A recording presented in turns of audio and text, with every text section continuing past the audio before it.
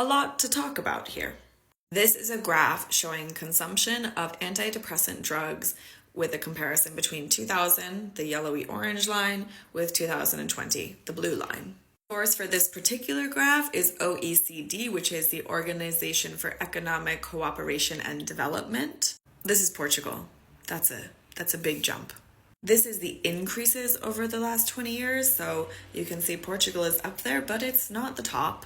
Again, Portugal increased, graphed in a different way. This goes on to talk about the correlation between happiness and the use of antidepressants, and it starts with the short answer is no, there isn't a correlation. And although Portugal does not have the highest use of antidepressants, that is held by Iceland, it does have the highest share of the population reporting chronic depression. Obviously, none of this is a competition. The goal is not to be the best here. Again, the article states, the correlation between happiness and antidepressant use does not exist.